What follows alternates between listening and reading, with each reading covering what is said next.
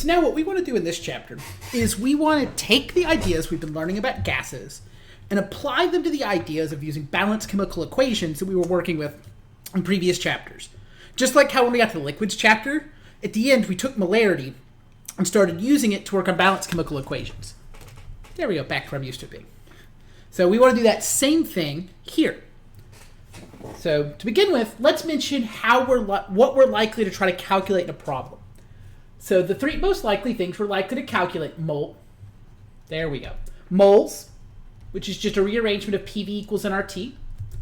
That should be a T. It's not R squared. Sometimes we might also want to know the volume of gas we're going to need. Like, what volume are we going to need to be able to get our situation? Or, if we're doing it inside a closed container, we might try to calculate what partial pressure we need of something. We might do that as well. By far the most common is going to be this one here, but you'll have this one as well. We don't see the pressure one quite as much. So, we could... Yeah, you wouldn't really calculate temperature by itself. I mean, in theory, you could, I guess, figure out. That wouldn't make much sense. You're probably not going to do that, to be fair. Now, it's important to note that this can be done either like this for an overall mixture, or you could have something where you're dealing with a partial pressure, and then you only need the pressure of your reactant. For example, if I'm going to burn something, and I want to know how much oxygen I need, and let's say I've got a closed container. Like, I take something and I seal it up, and I want to combust it. And it had air from the outside. That air from the outside is only going to have so much oxygen. So we're going to figure out how many moles of oxygen are present. We're not worried about the nitrogen part to figure out how long this can do. So we can do conversions with this, just like we did with the others. So let's show examples. I think this is definitely one of those things that is best done through looking at an example. So let's say we have this chemical reaction. We have carbon monoxide gas plus 2 hydrogen gas reacts to form methanol, which is CH3OH gas. And what I want to know is what volume of hydrogen gas and you'll notice with these problems we have to give you a lot of information because you have to know all the stuff like temperature. So at a temperature of 355 Kelvin, as a reminder, don't forget if this is in Celsius, you need to convert it, and a pressure of 738 millimeters of mercury, do we need to synthesize 35.7 grams of methanol,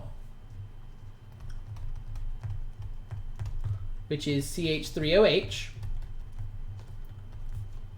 assuming excess carbon monoxide.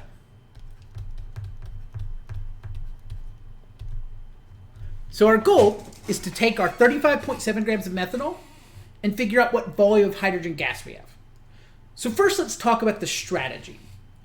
Since we want to get grams, this is just like what we did a number of chapters ago. We want to get grams of methanol. The best way to get there is through molar mass. So if you find moles of methanol, you can convert it to grams of methanol. So the goal is, how do I find the moles of methanol related to this? Or sorry, then that moles of methanol, we want moles of hydrogen at the end. I spoke wrong. So to use the grams, we're going to get it to moles. But then we want to know volume of hydrogen gas. So when we're working with a gas, we want a volume. The easiest thing is going to be moles because they give us the temperature and they give us the pressure. The trick with finding moles first is that moles are that in-between unit, right? We can use that with our balanced chemical equation. So if I can get moles of methanol, I can convert that to moles of hydrogen. So remember, when you're unsure of what to do, if you're using a balanced chemical equation, moles are the unit that once you get them there, you could transfer back and forth between things. So it's a good in-between step. So what I'm going to do is I'm going to start with my 35.7 grams of methanol, and I'm going to convert it to moles. So we know the molar mass for this is going to be 32.05 grams of methanol. Or you could just say 32, it would be fine, honestly. 12, make sure I can add in my head right. Yes, I can. I'm pretty sure I can. That makes 1 mole of methanol. Now, we don't want methanol, though. We want to know about hydrogen. So every mole of methanol, this is Every mole of that is going to make 2 moles of hydrogen. Now, for the last step, since we have to use PV equals an RT at the end, you can't just put it into you can't put it there for balancing, but we can get to moles and then get from there. So we have 35.7 grams. We convert that to moles, and then we multiply by our 2-to-1 ratio, and we're going to get that to get this 35.7 grams, I'm going to need 2.23 moles of hydrogen. So now we want to solve for the volume of hydrogen, which is going to be equal to, I'll make sure PV equals nRT, so nRT over P. So if we plug our values in, we have 2.23 for moles. Our R is going to be 0.0821 liters times atmospheres per mole Kelvin. And I'm writing this in a way where you can't see it. Eraser. Well, you know what? I'm going to make me disappear. That's easier. Bye, me. I'm still here. I'm just a disembodied voice now. Okay, so now I just have to rewrite the units I just... So this was 0.2821. I'm just going to... Let me finish erasing that. It's one of those things, like, as I write it, I have to write it as I'm used to doing it. Pen. Okay, so we have, let's see, liters times atmospheres per mole Kelvin. And then we have a temperature of 355 K. Now for our pressure, we're going to have to do a conversion because it's currently in millimeters of mercury. So I'm going to do that up in the top right. I didn't give myself enough space. This is why on a test, when you're writing things down, you should always give yourself plenty of space. Because I know it is not as easy if we do that. So we have 760 millimeters of mercury is equal to 1 atmosphere, which is what we want for our units for R. Ah. I meant for me to disappear, not the whole problem to disappear. So this will be 0.971 atms. So that's what's going to go on bottom, 0.971 atmospheres. And we can check that our atmospheres disappear, our moles disappear, and our Kelvin cancels. So we're left with liters, which is what we would expect. So 2.23 times 0.0821 times 355 divided by 0.971. This will give us a volume of a bunch. It's a volume of 66.9 liters. So this is going to be the volume of hydrogen gas we would need if we wanted to do this reaction and create 35.7 grams of methanol. Now what I'm going to do is I'm going to try using some different numbers to solve this problem in another way to show you there are other things we can do with our problem. I wish this eraser were faster because I want to keep the equation. Or do I want to just... Okay, I'm just going to rewrite it. That'll be faster. Okay, so we're going to use the same equation that we just used. So to rewrite it, we know that carbon monoxide gas plus hydrogen gas forms methanol. So I'm going to know.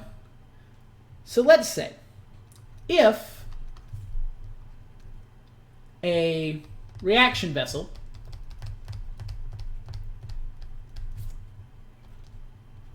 contained, let's say, 2 liters of H2 gas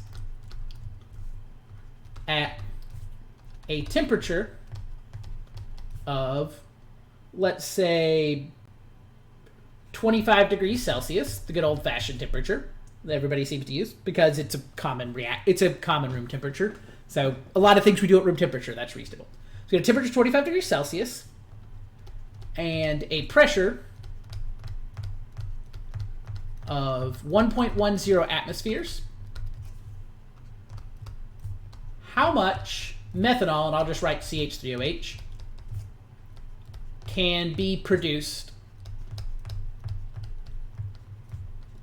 if excess carbon monoxide is available? So we want to know how much can we make. So it's a slightly different problem style, but we'll do some similar strategy. And since it doesn't say a unit, then I'm going to be okay answering this in moles. But if the problem told me grams, I need to go to mass. Or if it's a multiple choice, I need to be comfortable converting it to whatever unit they go with. So now, we know the volume, the temperature, and the pressure of our gas. If we know all three of those, we can find moles. And once you know moles of gas, we can get from the reaction side to the product side. So I'm going to start by taking my equation that I want to solve for N, which is going to be equal to PV over RT. So our pressure is 1.10 atmospheres. It's already in the right units. Our volume is 2 liters. That's the correct unit. Our R is 0.0821 liters times atmospheres per mole Kelvin. Then we have our temperature. Our temperature was 25 degrees Celsius, which will be 298 Kelvin once we convert it. So in our Kelvin, our atmospheres and our liters will cancel, and we'll be left with moles. I've got to stop doing that. I am sorry my screen keeps disappearing. I wish I could just disable the button on my pen that does this. I probably can if I do some more reading, but it seemed like it's like an automatic feature. So if I do all that, we're going to get, sorry for the distraction, 0.0899 moles of H2. Now, this is not the end of our problem, though, because they didn't ask about hydrogen. They asked about methanol. So we need to convert this using the fact that 2 moles of hydrogen makes 1 mole of methanol. And since the problem doesn't give us a specific unit, I'm going to leave it in moles. So we divide that by 2. And we get 0.450 moles of methanol. That's how much we can make. So you'll notice there's different ways you can do these conversions. But at the end of the day, the problems look really similar to the ones we did with molar mass and with molarity. The difference here is how you get to moles. We now have a new equation. So either at the beginning or end of the problem, you can use PV equals nRT to either convert to moles or convert away from moles, like if you need a volume or pressure to answer your question. Once you have things in moles, though, you can then use the mole ratio to convert between different compounds. And sometimes, like the problem we just did before this one, you'll do a conversion like you did from earlier, where you do something like grams to moles using molar mass. You could also, in theory, have done a problem where you had to take a molarity and go from moles to liters of something if you had a solution involved as well as a gas in your problem somehow. So we can use all these same ideas. It looks a lot like it. The big difference is just using PV equals nRT and being able to recognize to look at our problem to find things like volumes and temperatures and pressures, and to realize that you can use those to find moles and then convert to other compounds. Because at the beginning, this problem may not look like this was doable. You might look at it and go, I have no idea how to get from hydrogen to methanol. So that's the trick we have to make sure we get used to, and that's what we're going to practice by using these balanced chemical equations. It's just, as long as you have things like volume and temperature and pressure, you can use those to find moles. And then get moles of the compound you're interested in rather than the one you currently know. And that'll be based on the context of the problem, whether you're looking for a reactant like our first question, or a product like this second question.